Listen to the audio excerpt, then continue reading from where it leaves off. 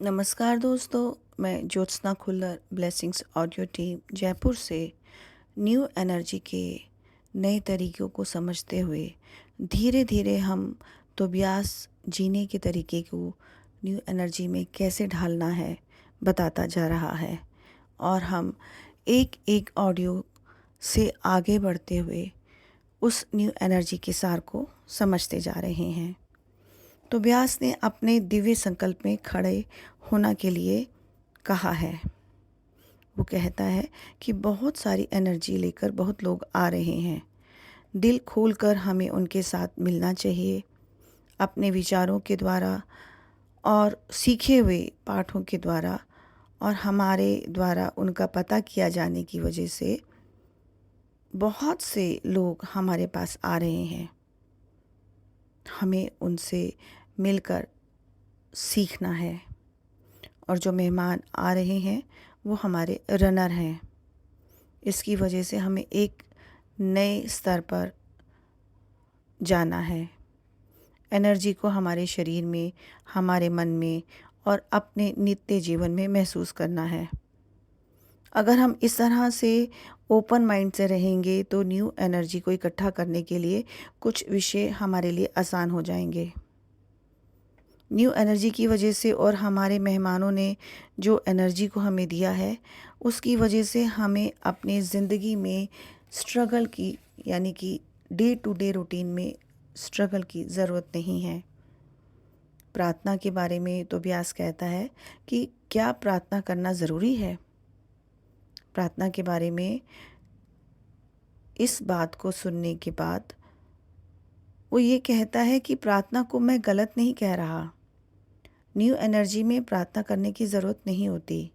सिर्फ जिन परिस्थितियों में बैलेंस नहीं है उन परिस्थितियों में ही प्रार्थना किया जानी चाहिए। प्रार्थना के बारे में तो व्यास से बात करने पर कबूल दरा ने उसे डांटा है। वो कहता है कि प्रार्थना करना तो बहुत ज़रूरी है, लेकिन तो व्यास इन बातों को इनकार नहीं करता है। प्रार्थना के प्रतीक उस तरफ वालों के लिए कोई नया सोच नहीं है। वो इसे बुरा नहीं मानते हैं। लेकिन तोबियास कहता है कि न्यू एनर्जी में जाते समय हमें अहम अस्मि की शक्ति के बारे में और वर्तमान के दिव्य क्षण के बारे में समझना है। जो कुछ भी बाहर है उसके लिए किसी को और किसी के लिए प्रार्थना करने की ज़रूरत नहीं है। दरअसल हमें उसके बारे में ठीक से नहीं पता है। हम अलग अलग लोगों से प्रार्थना करते रहते हैं। कई बार हमें इसकी ज़रूरत नहीं होती।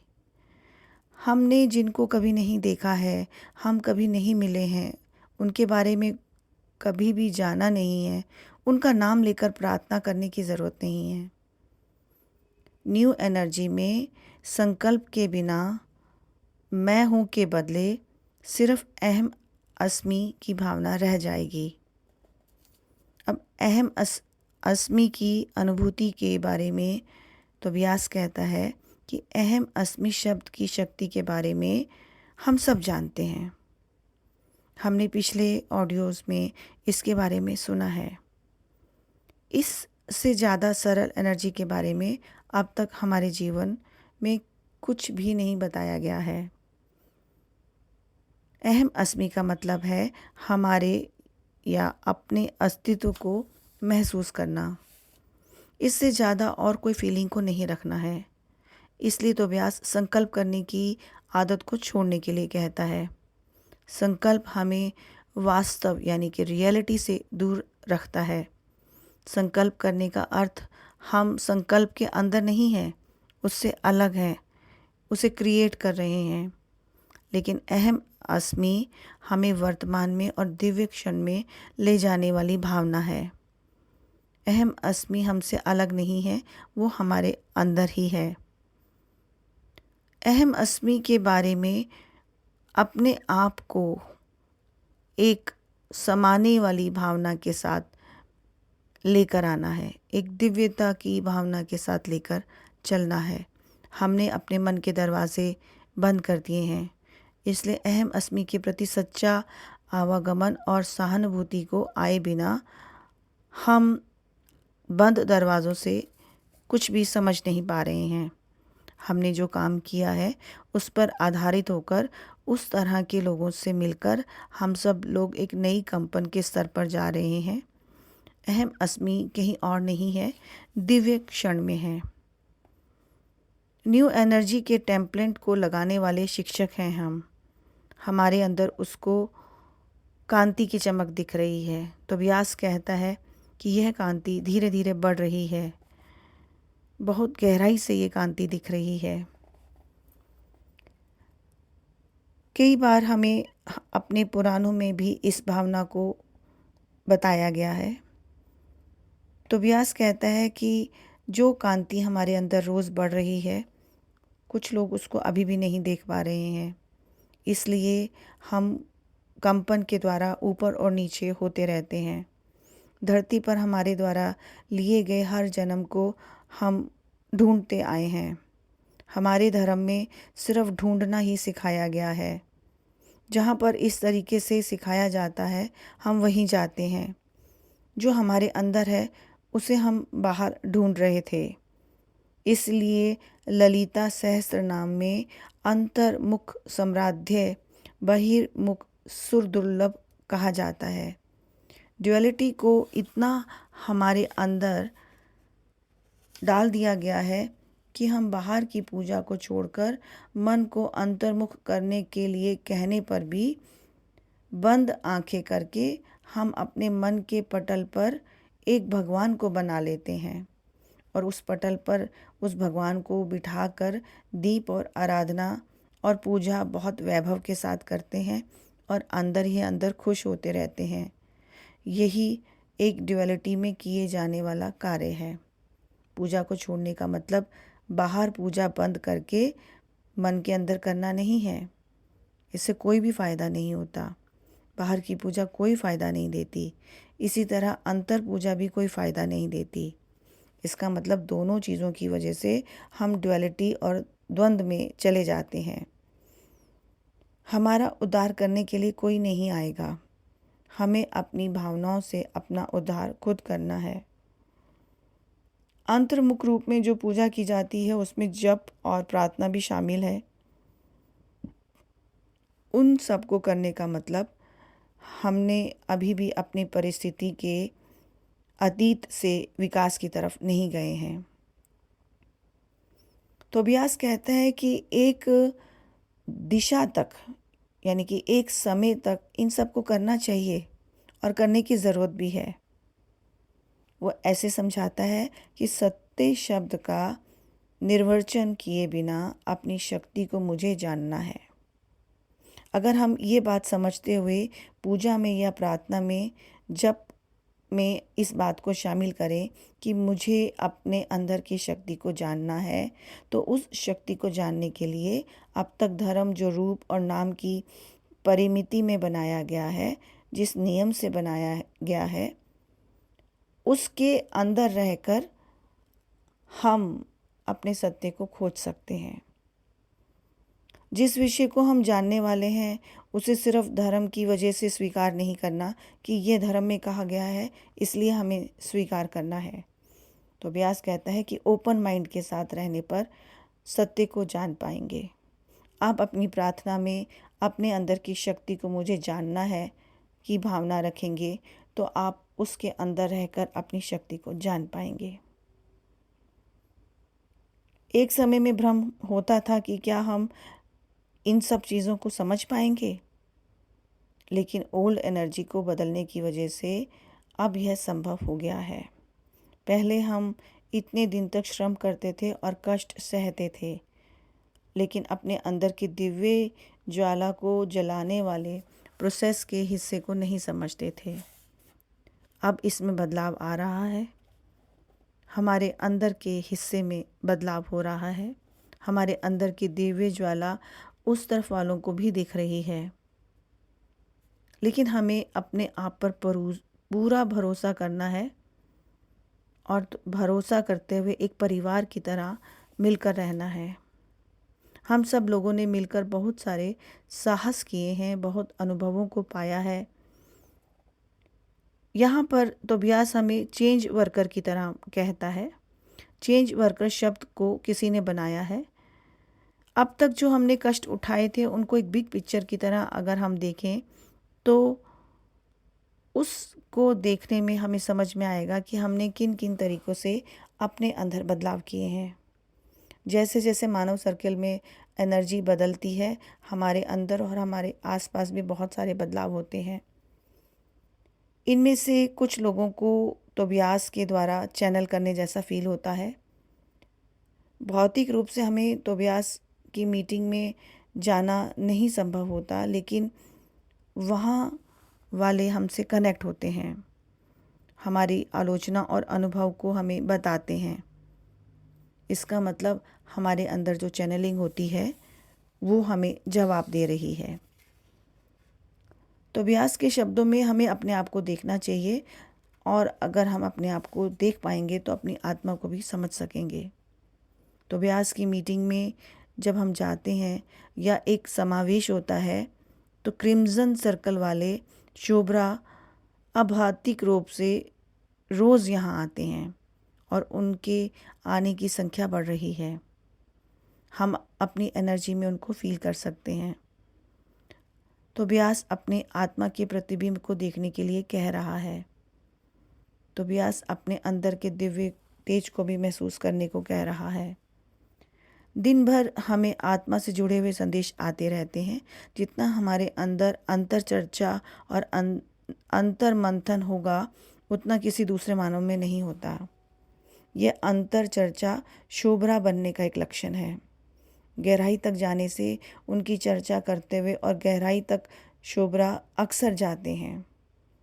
जब भी हम इस प्रकार गहराई में जाते हैं तो हम चेतना की सुरंग में मार्ग बना रहे हैं, उस सुरंग की खुदाई कर रहे हैं।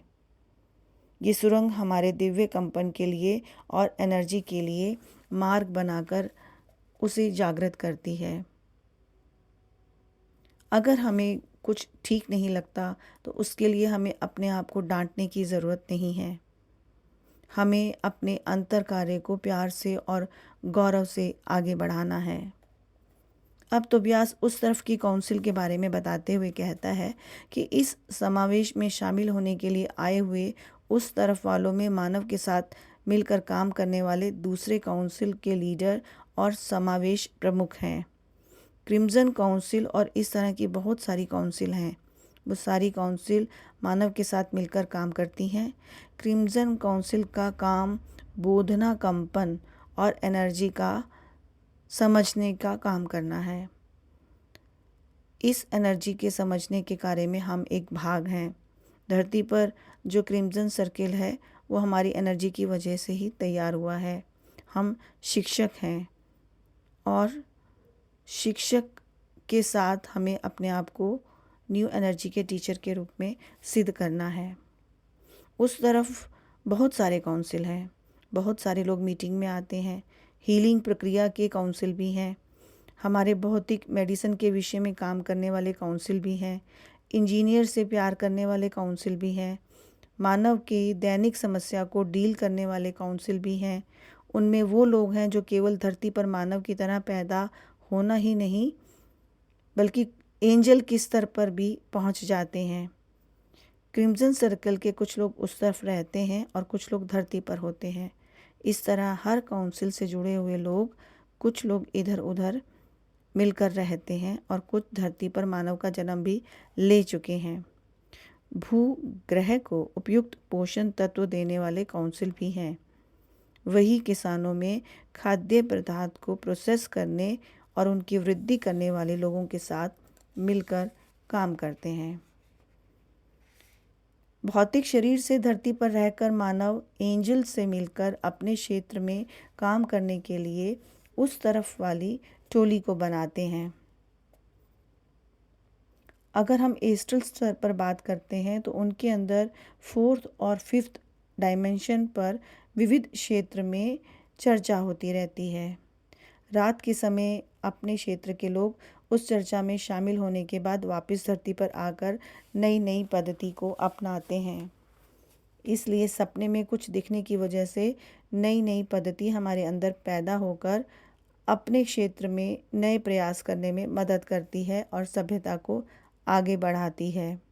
जब किसान अपने खेत में काम करता है तो फसलों से जुड़े हुए काउंसिल से एंजल आकर नदी को बैलेंस करते हुए उनके साथ मिलकर मेहनत करते हैं। जब हम अपना दिल खोलेंगे तभी हमें प्यार मिलेगा। अनगिनत एंजल सारी एनर्जी को बैलेंस करते समय हमें प्यार भेजते हैं। हमारे आर्थिक विषयों से जुड़े हुए काउंसिल भी होते हैं, वो भी समावेश में आए हैं। इस समय धरती पर आर्थिक विषय बहुत प्रधान है। ये परिस्थिति बदलेगी, लेकिन प्रस्तुति के लिए इस प्रधान समस्या को हमें समझना है। इसलिए आर्थिक विषय को देखने वाले मानव भी हैं और उनके साथ काम करने वाले उस तरफ की काउंसिल भी है। मानव के द्वारा धरती पर किए जाने वाला हर एक काम, वो युद्ध भी हो सकता है, सेना भी हो सकती है, सब के लिए उस तरफ के लोग प्रयास करते हैं और उसके लिए काउंसिल बनी हुई है। यहाँ पर हर एक कार्य के लिए काउंसिल होती है। अगर ऐसा है तो हम किस काउंसिल से जुड़े हैं? यहाँ पर सिर्फ एक काउंसिल से जुड़े हुए लोग नहीं हैं।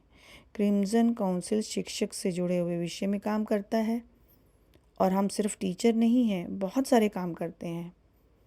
उन सारे काउंसिल के हम सदस्य हैं। कंप्यूटर टेक्नोलॉजी को आगे बढ़ाने वाले काउंसिल के सदस्य की भी हम आलोचना कर सकते हैं, उनके बारे में जान सकते हैं और उसके साथ मिलकर काम भी कर सकते हैं। हमारे परिसर को बैलेंस करने वाली काउंसिल के साथ मिलकर काम करने वाले भी हो सकते हैं और क्रिम्जन सर्कल के सदस्य भी हो सकते हैं। इसके लिए हमें पेशे से टीचर होने की ज़रूरत नहीं है। जो हमें पता है अगर हम उसको दूसरे को बता देते हैं, अपना ज्ञान बांटते हैं, तो भी हम टीचर बन जाते हैं। बहुत काउंसिल से जुड़े हुए अध्यक्ष इस पाठ के बारे में जानने के लिए मीटिंग में आए हुए हैं। वो अपनी एनर्जी और प्यार को हमें बांट रहे हैं और हमारी प्रगति को देखकर हमारे अंदर जो नई एनर्जी जागृत हो रही है उसको देखकर आश्चर्यचकित हो रहे हैं और हमारे पास आने वाले उस तरफ के लोग हमारी एनर्जी का अनुमान लगा रहे हैं और इस एनर्जी के ज्ञान को वो वहाँ लेकर जाएंगे। जो यहाँ पर देखेंगे, महसूस करेंगे, वहाँ जाकर बताएंगे। धरती पर व्यवहार बहुत तेज़ी से और अद्भुत तरीके से बदल रहा है। अद्भुत अंतर से कार्य करने वाली एक मानव टोली के बारे में अपनी काउंसिल को बताते हैं। ये लोग तो ब्यास को कहते हैं कि हमें विश्वास नहीं होता है कि ये चेंज वर्कर हैं और शोभरा है। उनको लगता है हम अपनी इमोशनल समस्या के बारे में चिंता करते हुए जी रहे हैं, लेकिन हमें पता नहीं है कि इतना महान विषय हमारे अंदर छुपा हुआ है। हम ओल्ड एनर्जी से न्यू एनर्जी तक सुरंग बना रहे हैं। इतना महान काम करते हुए उस तरह से सोचने के लिए ये मेहमान हमें देख रहे हैं। बड़े ब्रश से डालने की जो हमने लकीरें बनाई हैं, जब तक हम तटस्थ नहीं रहेंगे तब तक हमारे अंदर एक गति होती रहती है। हमें दाएं बाएं नहीं, हर दिशा में अपने सामर्थ्य के अनुसार विस्तार करना शुरू करना है। इसके लिए एनर्जी की ज़रूरत है और यही एनर्जी हमारी दिव्य इच्छा की वजह से आती है। हमें जानना है, हमें समझना है और स्वीकार करना है। ज्ञान के कंपन और प्रेम के कंपन से हम न्यू एनर्जी के घर से ऊपर उठते हुए दूसरों तक जाकर अपने काम को कर रहे हैं। आज के ऑडियो में इतना ही। अगले ऑडियो में और आगे न्यू एनर्जी को जानेंगे। धन्यवाद।